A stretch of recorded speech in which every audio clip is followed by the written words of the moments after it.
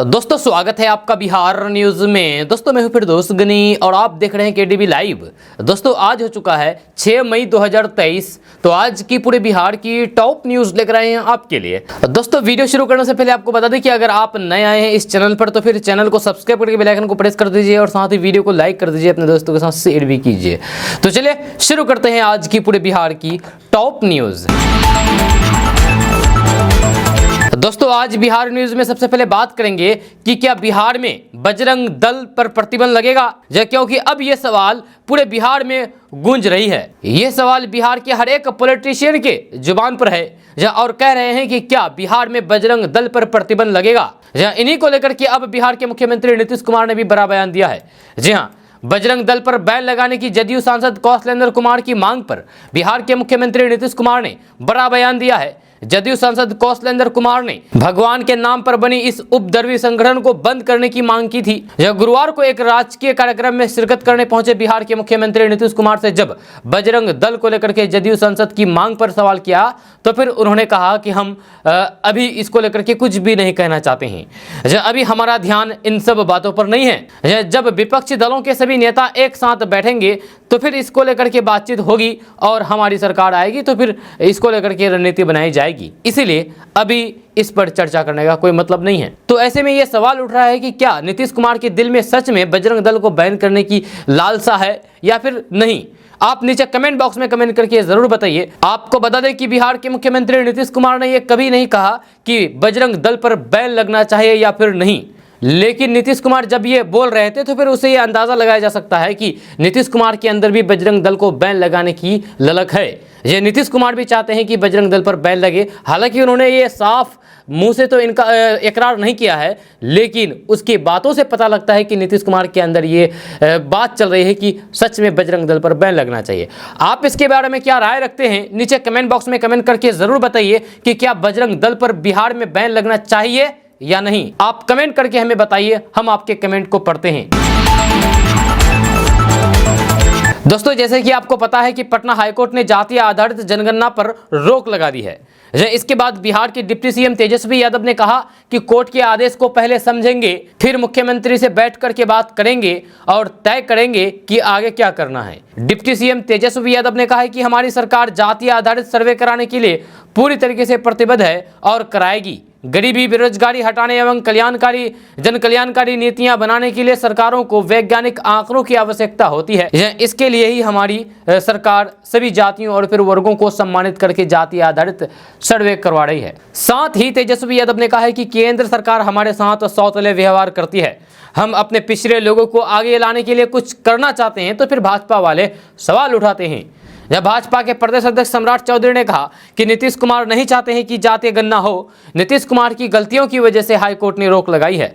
जदयू के मुख्य प्रवक्ता नीरज कुमार ने कहा है कि ये हाईकोर्ट का अंतरिम फैसला है, इसे फाइनल नहीं माना जाना चाहिए। राजद के प्रवक्ता मृत्युंजय तिवारी ने कहा कि सरकार फैसला का अध्ययन करेगी और आगे कौन सा कदम उठाया जाए इस पर विचार करेगी। जब कांग्रेस के प्रदेश अध्यक्ष अखिलेश प्रसाद सिंह ने भी कहा कि सोच विचार करके बिहार सरकार को जातीय आधारित गणना का फैसला लिया था। दूसरे प्रदेशों में भी जातीय आधारित गणना हुई है, इस पर इतनी हाय तौबा आखिर क्यों बिहार में?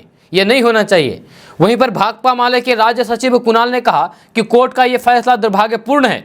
बिहार में 1931 के बाद जाति गणना नहीं हुई है और ये होना चाहिए। तो दोस्तों ऐसे में आपसे सवाल है कि क्या बिहार में जातीय आधारित गणना होना चाहिए या नहीं। आप नीचे कमेंट बॉक्स में कमेंट करके जरूर बताइए, क्योंकि बिहार में जातिगत जनगणना अंतिम चरण में था।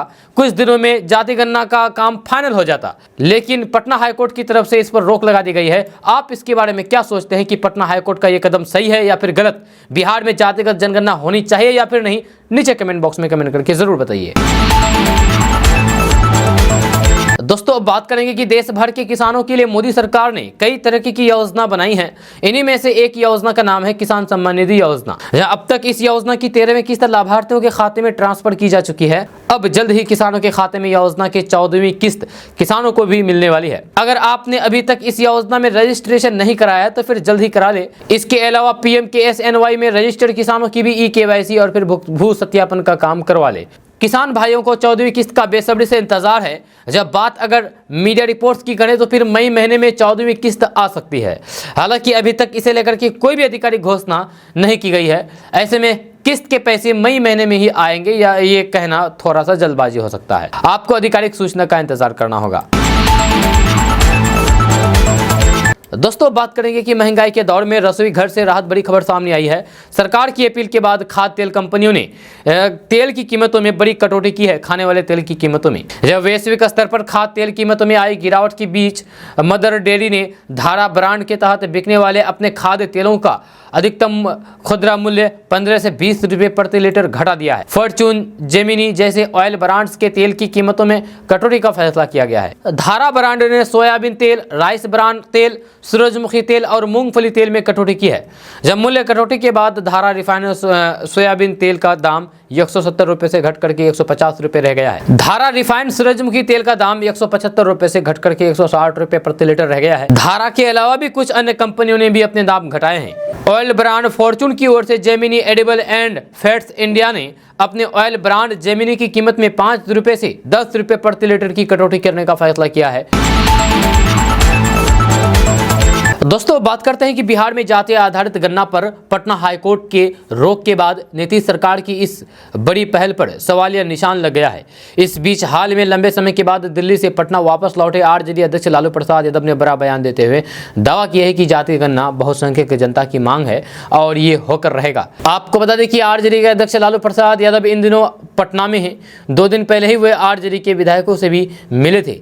लालू प्रसाद ने शुक्रवार को बीजेपी पर भी निशाना साधते हुए अपने ट्विटर अकाउंट से ट्वीट करते हुए लिखा कि जातीय जनगणना बहुसंख्यक जनता की मांग है और ये होकर के रहेगा। उन्होंने सवाल करते हुए पूछा है कि बीजेपी बहुसंख्यक पिछड़ों की गणना से डरती क्यों है। आरजेडी के अध्यक्ष लालू प्रसाद यादव ने आगे लिखा है कि जो जातीय गणना के विरोधी हैं वे समता, मानवता, समानता का विरोधी है और फिर ऊंच नीच, गरीबी, बेरोजगारी, पिछड़ेपन, सामाजिक और आर्थिक भेदभाव का समर्थक है। लालू प्रसाद बोले हैं कि देश की जनता जातिगत जनगणना पर बीजेपी की कुटिल चाल और चालाकी को समझ चुकी है। आपको बता दें कि बिहार सरकार द्वारा बिहार में कराई जा रही जातिगत जनगणना पर गुरुवार को पटना हाईकोर्ट ने रोक लगा दी है। बिहार में जातीय आधारित गणना का कार्य जोर शोर से चल रहा था, लेकिन इस पर पटना हाईकोर्ट के द्वारा रोक लगा दी गई है। दोस्तों बात करते हैं कि मध्य प्रदेश के बाबा धीरेन्द्र कृष्ण शास्त्री यानी कि बागेश्वर धाम के बाबा धीरेन्द्र कृष्ण शास्त्री 13 मई को बिहार आगमन को लेकर के सियासत तेज हो गई है। आरजेडी की तरफ से बाबा के आगमन का जोरदार विरोध किया जा रहा है, तो फिर वहीं अब जदयू कोटे के भवन निर्माण मंत्री अशोक चौधरी ने बाबा बागेश्वर की तुलना आसाराम बापू से कर डाली है। जी हाँ, दरअसल अशोक चौधरी से जब ये सवाल किया गया कि बाबा बागेश्वर धाम सरकार का पटना में कार्यक्रम है, वह बिहार आने वाले हैं, तो इस पर मंत्री जी ने कहा कि आने दीजिए, उनको आगमन से मुझे या फिर बिहार के लोगों को क्या फर्क पड़ने वाला है। उन्होंने कहा कि बाबा आसाराम भी पटना आ गए थे, लेकिन वे पटना आने के बाद उनका क्या हाल हुआ, उनको जेल जाना पड़ा, सबको मालूम है। अभी किस हाल में है वे भी सबको मालूम है। इसीलिए जिसको आना है वो आए, उसके बाद क्या होगा वे समझें। भवन निर्माण मंत्री अशोक चौधरी ने कहा है कि जिनको इन जैसे बाबा का स्वागत करना है वे करें, हम लोगों को इससे कोई फर्क नहीं पड़ता। जब वहीं जदयू के सांसद कौशलेंद्र कुमार की तरफ से बजरंग दल पर प्रतिबंध लगाए जाने की बातों पर जवाब देते हुए चौधरी ने कहा कि बजरंग दल के लोग धार्मिक उन्माद फैलाने का काम करते हैं, इसलिए कांग्रेस ने अपने चुनावी एजेंडे में इसे बैन करने की बात कही है। कोई भी बजरंग लिख या फिर लिखवा लेने से हनुमान जी का अनुयायी थोड़े ना हो जाता है। इन लोगों का हाल मुंह में राम बगल में छुरा वाला है। ये सब लोग पाखंडी है और अगर जनता हमारे साथ आएगी तो फिर हम लोग इन्हें सबक सिखा लेंगे। भवन निर्माण मंत्री अशोक चौधरी का भी साफ साफ कहना है कि बजरंग दल पर बैन लगनी चाहिए। अशोक चौधरी ने कहा कि अगर हम सरकार में आएंगे तो फिर इन पर कार्रवाई करेंगे। दोस्तों बात करते हैं कि बिहार शरीफ में 31 मार्च को रामनवमी जुलूस के दौरान हुई हिंसक झड़प की घटना के बाद आज बीजेपी के प्रदेश अध्यक्ष सम्राट चौधरी और नेता प्रतिपक्ष विजय कुमार सिन्हा बिहार शरीफ सर्किट हाउस पहुंचे। जब मीडिया से बातचीत करने के दौरान बीजेपी नेताओं ने नीतीश सरकार पर जम करके हमला बोला है। सम्राट चौधरी ने कहा कि नीतीश कुमार नालंदा के हैं, बूढ़े हो गए हैं, बुजुर्ग हो गए हैं, मेमोरी लॉस सीएम है। साथ ही सम्राट चौधरी ने कहा है कि जितने भी पार्टी के लोग आएंगे हम तो उनसे आग्रह करेंगे कि एक पेपर पर लिख करके रख लीजिएगा, ये भूल जाते हैं। 1977 में जब ये कर्पूरी ठाकुर के नहीं हुए, लालू प्रसाद के नहीं हुए, देवीलाल के नहीं हुए, बीपी सिंह के नहीं हुए, जॉर्ज साहब के नहीं हुए, हजारों की गिनती होगी जिसके नीतीश नहीं हुए। इसीलिए हम आग्रह करेंगे कि जितने भी पार्टी के लोग आएंगे वे उनसे लिखवा लें। सम्राट चौधरी ने कहा है कि आज हम और विजय सिन्हा आए हैं तो फिर पूरा प्रशासन को लगा दिया गया है। जिस दिन घटना घट रही थी उस दिन यदि ये पुलिस खड़ी होती तो फिर एक भी जान किसी की नहीं जाती। जग जाहिर है कि ये आप की धरती नालंदा और फिर बिहार शरीफ है। आप खुद कहते हैं कि बिहार शरीफ को आपने बनाया है, लेकिन पता नहीं कब बनाया है। दोस्तों बात करेंगे कि बिहार के पूर्णिया जिले के एक व्यक्ति ने खेती की परिभाषा ही बदल दी है। उसने अपने छत को खेत बना डाला है और वहां कई तरीके के फल और सब्जी उगा रहे हैं। जी हां, पूर्णिया जिले के लालबाग के निवासी शमशद तबरेज बताते हैं कि उनको खेती करने का बहुत शौक है, लेकिन मेरे पास जमीन नहीं थी। मैंने यूट्यूब से देख करके अपने शौक को पूरा करने के लिए खेत के बजाय खुली छत पर ही फल और सब्जी उगाना शुरू कर दिया। इससे हमारे परिवार को पूरे साल शुद्ध और ताज़ी सब्जियां खाने को मिलती है। हम पड़ोसियों को भी इसे देते हैं। शम्स तबरेज ने बताया है कि जब मैंने अपना घर बनाया तो फिर अपने शौक को पूरा करने की सोचा। यूट्यूब देखने के बाद इस शौक को पूरा करने के लिए खाली छत पर स्ट्रॉबेरी का पहला पौधा लगाया। अब 3 साल में लगभग 300 पौधे लगा करके हम फल और सब्जी उगा रहे हैं। सीजन में 12 से 13 किलो स्ट्रॉबेरी हो जाता है। इसको हमारे बच्चे खाते हैं, साथ ही आस पड़ोस के लोगों को भी खिलाते हैं। उन्होंने कहा है कि लोगों को हैरानी होती है कि जनवरी फरवरी के महीने में लीची कहां से आ गई। मैंने यहां अफ्रीकन अमरूद, ड्रैगन फ्रूट, एप्पल लगाया है जो काफ़ी स्वादिष्ट होता है। इसके अलावा हम भिंडी, धनिया पत्ता सहित अन्य कई सब्जियां इसमें उगाते हैं। शम्स तबरेज ने बताया है कि हमारे पास खेत नहीं होने के कारण हमने अपने छत का ही उपयोग करना शुरू कर दिया। छत पर सभी सीजन वाले फल और सब्जी उगाते हैं। फल और सब्जी उगाने का काम कम समय पर शुरू कर दिया है। जब मैंने छत पर अभी तक 17 तरह के फल उगाए हैं। इसमें काड़ो, अंजीर, चेरी, सेब, कटहल, बेल, करौंदा, आंवला, ब्लैक मेगा, बारहमसिया मैंगो, नींबू, ऑरेंज समेत कई फल और सब्जियां उगाते हैं। ये पूरी तरीके से जैविक होती है। दोस्तों अब बात करते हैं कि बिहार में जाम से लेकर के अक्सर लोग परेशान नजर आते हैं। लगभग हर दिन ही लोग भीषण जाम से त्रस्त रहते हैं। इस जाम में कभी स्कूल गाड़ी तो कभी एम्बुलेंस भी फंस जाते हैं। ये नजारा देखने को मिलता है। ताजा मामला बिहार के भागलपुर जिले का है, जहां लोगों की नजर उस वक्त ठहर गई जब एक दूल्हा अपनी दुल्हन को लेकर के स्कूटी से लेकर के जा रहा था। जब दूल्हा अपनी दुल्हन को स्कूटी पर सवार होकर के लेकर जा रहा था, लोगों ने जब इसकी वजह पूछी तो फिर दूल्हे ने बताया है कि जाम की वजह से मजबूरन उसे अपनी दुल्हन को लेकर के स्कूटी से जाना पड़ रहा है। यह घटना बिहार के भागलपुर कहलगांव नेशनल हाईवे का है, जहां शंकरपुर से आमापुर तक जाम होने की वजह से दूल्हा गाड़ी फंस गया था, जिससे परेशान होकर के उसने घर से स्कूटी मंगवा ली और अपनी दुल्हनिया को स्कूटी पर बैठा करके अपने घर पहुंच गया। दोस्तों अब बात करेंगे कि बिहार के छपरा जिले में इन दिनों एक शादी चर्चा का विषय बनी हुई है। शादी करने गए युवक से कथित रूप से साली ने जबरन शादी कर ली और बहन की जगह खुद ही विदा हो गई। अब छपरा के मांझी में साली के साथ शादी करने वाले जीजा ने खुलासा किया है कि साली दिव्यांग है, इसीलिए ससुराल वाले प्लान के तहत जबरदस्ती शादी करा दी गई। इस बीच अब लड़की के परिवार वालों ने नव दंपति को घर से निकाल दिया है, क्योंकि शादी में उपहार में मिले सभी सामान को लड़की वालों ने रख लिया है। शादी की पहली रात नव दंपति को सड़क किनारे झोपड़ी में बितानी पड़ी। दुल्हा राजेश ने बताया है कि भूखे प्यासे पति पत्नी भटक रहे हैं और कहीं से कोई मदद नहीं मिल पा रही है। राजेश ने अब पुलिस से मदद की गुहार लगाई है। हालांकि पुलिस इस मामले में उदासीन दिख रही है, पुलिस भी ज्यादा ध्यान नहीं दे रही है। दुल्हन बनी पुतुल कुमारी ने अपने पिता पर आरोप लगाया है कि दिव्यांगता के कारण उनकी शादी होने में दिक्कत हो रही थी, लिहाजा उसके पिता ने इस शादी की साजिश रची और राजेश को बड़ी बेटी रिंकू से शादी के लिए बारात लेकर के बुलाया और फिर इन मौके पर राजेश से उसकी शादी करा दी गई। दोस्तों बात करते हैं कि जदयू के सांसद कौशलेंद्र कुमार के बजरंग दल पर रोक लगाने की मांग पर सियासत तेज हो गई है। इसी को लेकर के केंद्रीय मंत्री गिरिराज सिंह ने बिहार सरकार को चुनौती देते हुए कहा है कि जब तक सनातन का बच्चा जीवित रहेगा बजरंग दल पर कोई रोक नहीं लगा सकेगा। गिरिराज सिंह ने कहा है कि बजरंग दल पर बैन होगा तो सारे मस्जिदों को भी बैन कर देना पड़ेगा। उन्होंने कहा है कि बाबा बागेश्वर पाकिस्तान में इस्लामिक धर्म का प्रचार करने जाएंगे क्या। उन्होंने चुनौती देते हुए कहा है कि अगर सरकार में ताकत है बाबा बागेश्वर को रोक करके देख ले। गिरिराज सिंह ने निशाना साधते हुए कहा है कि टोपी पहन करके इफ्तार खा करके वोट लेने के लालच में भारत की सभ्यता संस्कृति को खत्म करने की साजिश नीतीश सरकार कर रही है। केंद्रीय मंत्री गिरिराज सिंह ने कहा कि भारत के संस्कृति आराध्य बजरंगबली बजरंग दल पर रोक लगाने की बात कह रहे हैं। वे समाज में विभेद पैदा करना चाहते हैं। ऐसी बात सिर्फ राजनीतिक कारणों से की जा रही है। ये वही लोग हैं जो हिंदुओं के खिलाफ बोल करके मुसलमानों का वोट बैंक हासिल करना चाहते हैं, समाज को आपस में बांटने की साजिश रच रहे हैं। ये कहना है गिरिराज सिंह का, जो खुद समाज को बांट रहे हैं। गिरिराज सिंह से जब अब जातिगत जनगणना पर हाईकोर्ट की ओर से रोक लगाने की बात पूछा गया तो उन्होंने कहा है कि मैं इसका विरोधी नहीं हूं, ये होना चाहिए, लेकिन सरकार पहले हिसाब दे कि हिंदू धर्म में कितने दलित समाज पिछड़ी जाति के लोगों को नए सिरे से नौकरी मिली है, सरकार ने उसके लिए क्या कुछ किया है। दोस्तों बात करते हैं कि 3 दिन बाद बंगाल की खाड़ी में चक्रवात या फिर तूफान की स्थिति बन सकती है। यह 7 मई को दक्षिण पूर्व बंगाल की खाड़ी में एक कम दबाव का क्षेत्र विकसित होने की उम्मीद है। 8 मई तक इसके एक डीप डिप्रेशन में बदल सकता है, जहां इस समय हवा की रफ्तार 50 से 60 किलोमीटर प्रति घंटे की हो सकती है। इसके बाद ये एक चक्रवात में बदल सकता है, तब हवाओं की गति 100 किलोमीटर प्रति घंटे तक पहुंच जाती है। इस परिदृश्य में बिहार में तेज हवा चलने का पूर्वानुमान है। हालांकि मौसम विभाग के वरिष्ठ वैज्ञानिक आशीष कुमार ने बताया है कि बंगाल की खाड़ी में हो रहे मौसमी उपद्रवों पर हमारी नजर है, जब समय आने पर इस मामले में चेतावनी जारी करेंगे, जहां अभी हमें इंतजार करना होगा। आपको बता दूं कि 19 जिलों में अलर्ट जारी किया गया है, जिसमें शिवहर, वैशाली, समस्तीपुर, सुपौल, पूर्वी चंपारण, पश्चिमी चंपारण, पूर्णिया, कटिहार समेत बिहार के 19 जिलों में ये अलर्ट जारी किया गया है। इन जिलों में बारिश होगी।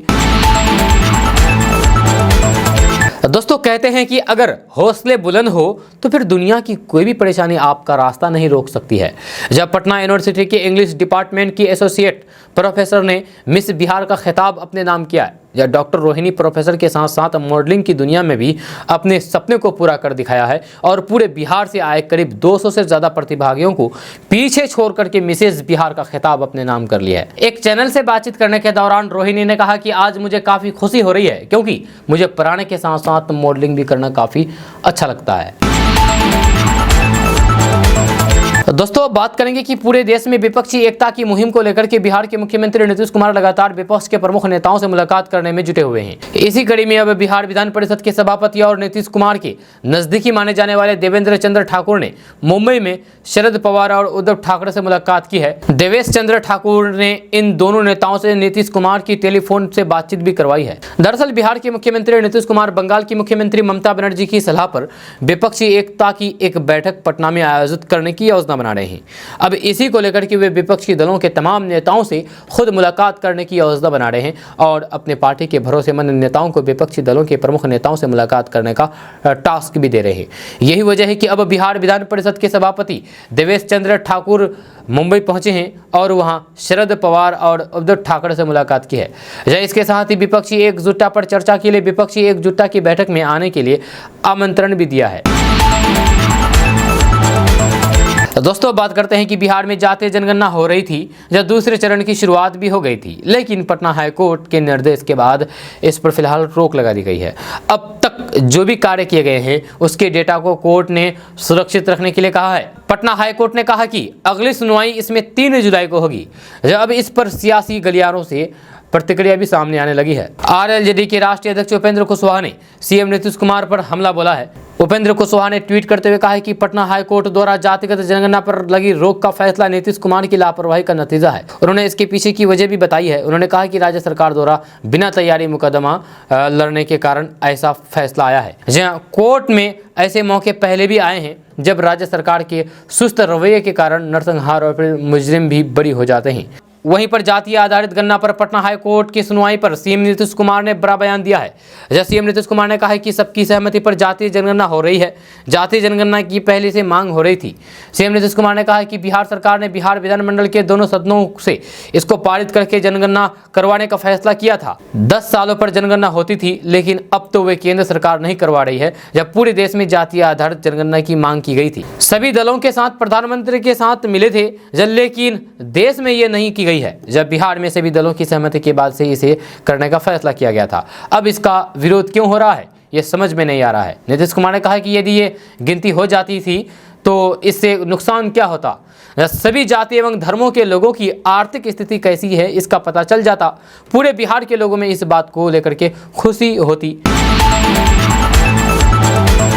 दोस्तों अब बात करेंगे कि बिहार के सभी मेडिकल कॉलेज अस्पतालों की सेहत में सुधार के लिए मिशन परिवर्तन की लॉन्चिंग की गई। यह उप मुख्यमंत्री तेजस्वी प्रसाद यादव ने मिशन की लॉन्चिंग के साथ ही मेडिकल कॉलेजों में इलाज को टॉक्स दिया गया है कि जिस कॉलेज में जितने मानव बल हैं उसका भरपूर उपयोग करें।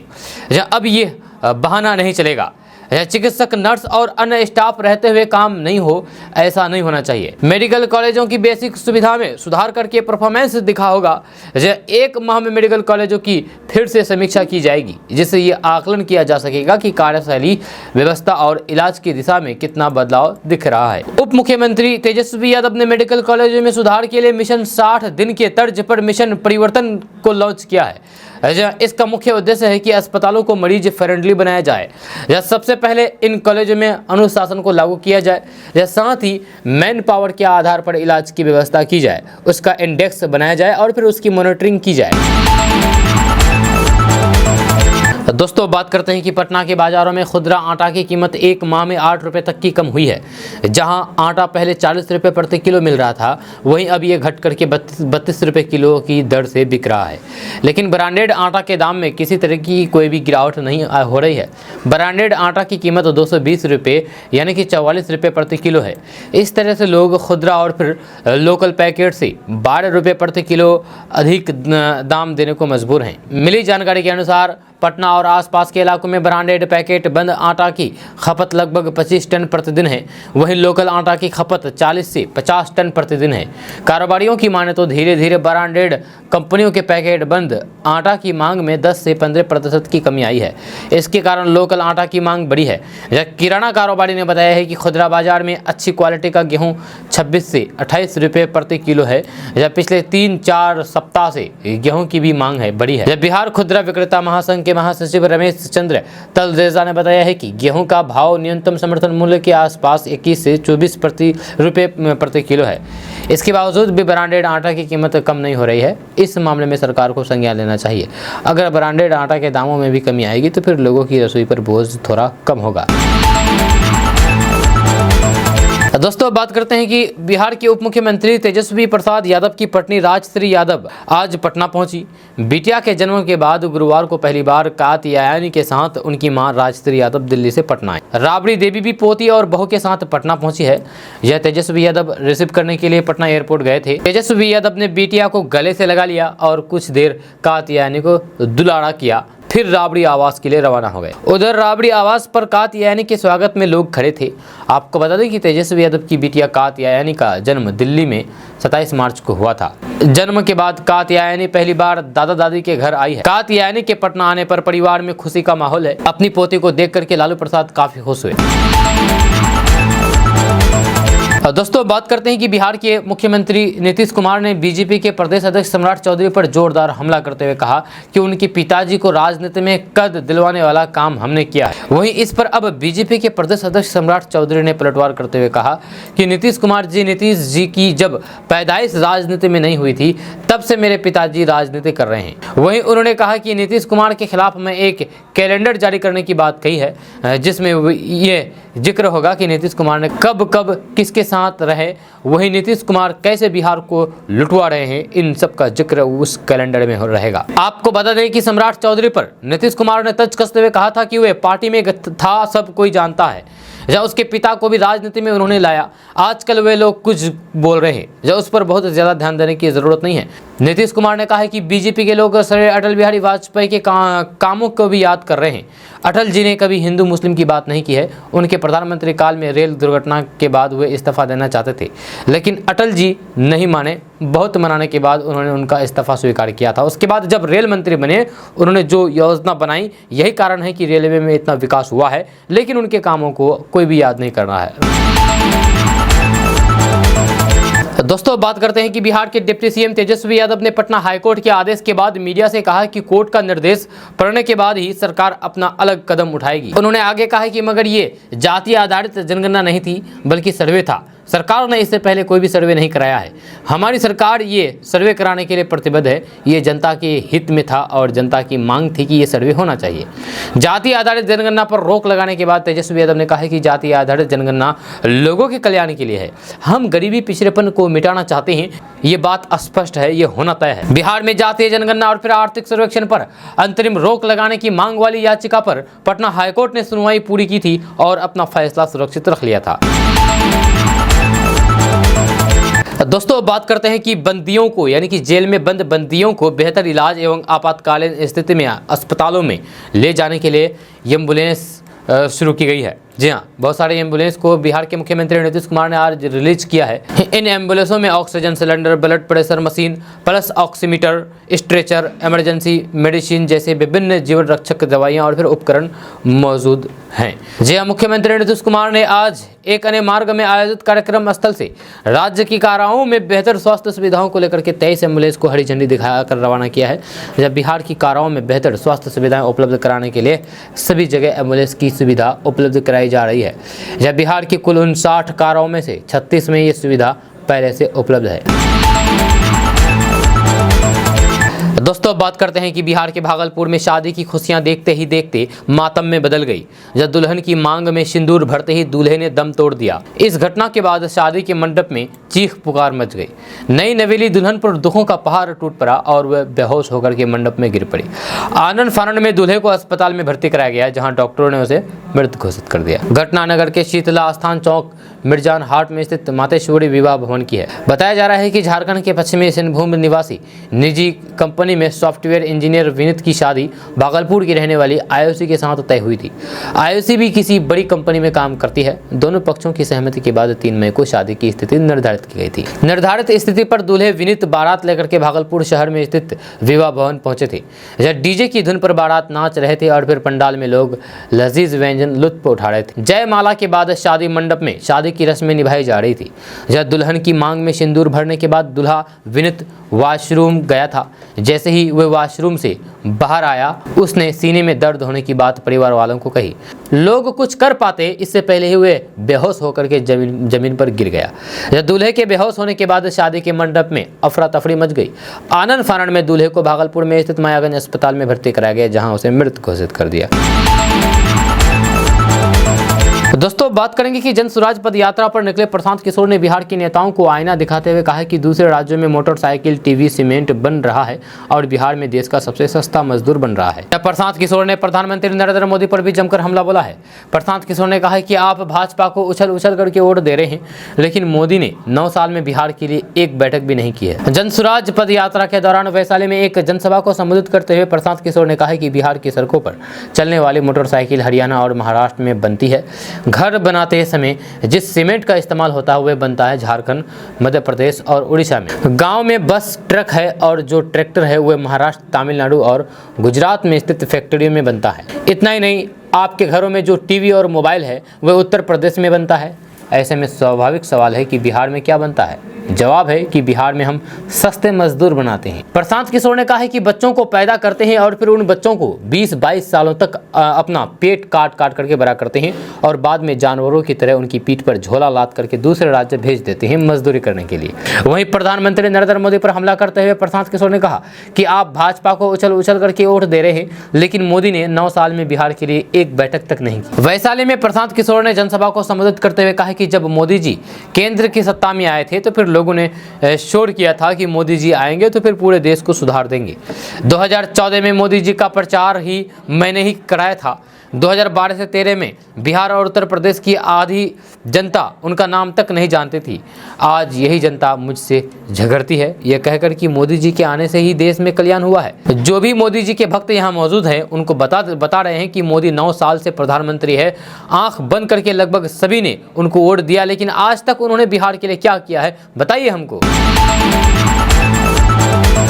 दोस्तों, बात करते हैं कि बागेश्वर धाम के धीरेन्द्र शास्त्री की प्रस्तावित यात्रा को लेकर के बिहार में बढ़ते राजनीतिक तापमान के बीच केंद्रीय मंत्री अश्विनी कुमार चौबे ने स्वयंभू संत का बचाव किया है और विरोधियों को गंभीर परिणाम भुगतने की धमकी दी है। धीरेन्द्र कृष्ण शास्त्री 13 मई को एक आध्यात्मिक कार्यक्रम के लिए पटना के नौबतपुर इलाके का दौरा करने वाले हैं, जिसका राजद नेता पुरजोर विरोध कर रहे हैं। दोस्तों अब बात करेंगे कि दरभंगा एम्स के निर्माण कार्य में अब तेजी आएगी। जब बिहार सरकार ने इस ओर बड़ा कदम उठाया है और 309 करोड़ रुपए इसके लिए जारी कर दिए हैं। बिहार में पटना के बाद ये दूसरा एम्स बन रहा है। इस राशि को जारी करने वाले प्रस्ताव पर नीतीश कैबिनेट बैठक में पहले ही मोहर लग गई थी, अब राशि जारी कर दी गई है। बिहार सरकार ने दरभंगा जिला में स्थापित होने वाले दूसरे अखिल भारतीय आयुर्विज्ञान संस्थान यानी कि एम्स की स्थापना और फिर विकास के लिए 309 करोड़ रुपए जारी कर दिया है। इस राशि से एम्स के लिए आवंटित जमीन में मिट्टी भराई के साथ जमीन को समतल करने का काम किया जाएगा। दरभंगा एम्स के लिए राशि की स्वीकृति का प्रस्ताव पूर्व में ही राज्य मंत्रिमंडल ने दे दिया था। दोस्तों बात करते हैं कि दिल्ली बीजेपी के पूर्व अध्यक्ष और फिर सांसद मनोज तिवारी राष्ट्रीय राजनीति के साथ साथ बिहार की राजनीति में भी काफ़ी दिलचस्पी रखते हैं। जब एक न्यूज़ चैनल ने मनोज तिवारी से 2024 में दिल्ली छोड़ करके बक्सर से चुनाव लड़ने को लेकर के सवाल किया तो फिर उन्होंने कहा कि नहीं, अब तो सोचना ही नहीं है, जीवन में तो अब दिल्ली ही है, बक्सर से नहीं सिर्फ दिल्ली से ही चुनाव लड़ना है। दोस्तों बात करते हैं कि 2024 चुनाव को लेकर के बिहार के मुख्यमंत्री नीतीश कुमार विपक्षी एकता की कवायद में जुटे हुए हैं। जब उनकी मेहनत रंग लाते भी दिखाई दे रही है। खबर के मुताबिक कर्नाटक चुनाव के बाद पटना में विपक्षी नेताओं की एक बड़ी बैठक हो सकती है। कुछ दिन पहले खुद नीतीश कुमार ने इसके संकेत दिए थे, अब इसकी पुष्टि भी होती हुई दिखाई दे रही है। जब पटना में होने वाले बैठक में जहां विपक्षी एकता देखने को मिलेगी, वहीं 2024 चुनावों को लेकर भी एजेंडा तय किया जा सकता है। जहां नजर इस बात पर भी रहेगी कि विपक्षी दलों की ओर से इस बैठक में कौन कौन शामिल होता है। खबर के मुताबिक कर्नाटक में यह बैठक 17 या फिर 18 मई को हो सकती है। जी हां, नीतीश कुमार की ओर से विपक्षी दलों के नेताओं को इसके लिए आमंत्रित किया जाएगा। जानकारी के मुताबिक विपक्षी दलों की इस बैठक में शरद पवार, पश्चिम बंगाल की मुख्यमंत्री ममता बनर्जी, समाजवादी पार्टी के अध्यक्ष अखिलेश यादव, आम आदमी पार्टी नेता अरविंद केजरीवाल शामिल होंगे। इसके अलावा कांग्रेस अध्यक्ष मल्लिकार्जुन खड़गे भी इस पार्टी में इसमें शामिल हो सकते हैं। लेफ्ट पार्टियों के नेता के भी इसमें शामिल होने की उम्मीद की जा रही है। जब भाजपा के खिलाफ इस बैठक को काफ़ी अहम माना जा रहा है। दोस्तों आज का न्यूज़ बस यहाँ तक। कैसा लगा नीचे कमेंट बॉक्स में कमेंट करके ज़रूर बताइएगा। अगर आप नए आए हैं इस चैनल पर तो फिर चैनल को सब्सक्राइब करके बेल आइकन को प्रेस कर दीजिए और साथ ही वीडियो को लाइक कर दीजिए, अपने दोस्तों के साथ शेयर भी कीजिए। तो चलिए मिलते हैं फिर नेक्स्ट वीडियो के साथ, तब तक के लिए जय हिंद, जय बिहार।